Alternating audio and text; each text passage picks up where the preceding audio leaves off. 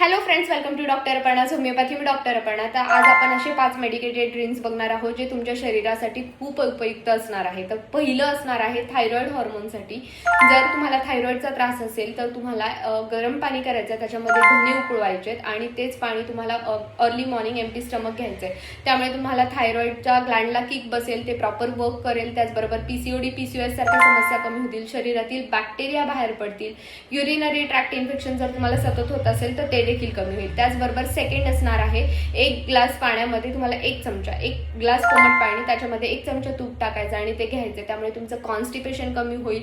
त्याचबरोबर इंडायजेशन किंवा गॅस ब्लोटिंगचा त्रास असेल तो देखील कमी होईल. तिसरं असणार आहे धने, जिरं आणि त्याचबरोबर बडीशेप. हे तिन्ही 1 चमचा घ्यायचे, पाण्यामध्ये उकळायचे आणि प्यायचे. त्याच्यामुळे तुम्हाला जर अनावश्यक इंडायजेशन, बर्निंग किंवा ढेकर येणे किंवा सतत टॉयलेटला जायला लागते असं वाटणे हे देखील कमी होऊ शकतं.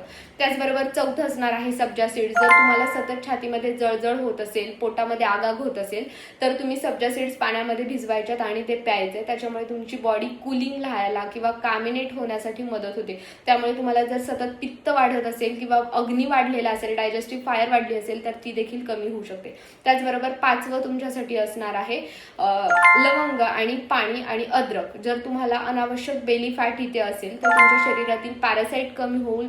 बेली फॅट कमी होण्यासाठी अद्रक, त्याचबरोबर लवंग आणि पाणी हे खूप उपयुक्त ठरतं. हे तुम्हाला सर्व अर्ली मॉर्निंग एम्प्टी स्टमक घ्यायचं. त्यामुळे तुम्हाला बराच फायदा होऊ शकतो. आणि अशा छोट्या छोट्या टिप्ससाठी मला लाईक, फॉलो, शेअर करायला विसरू नका. थँक्यू.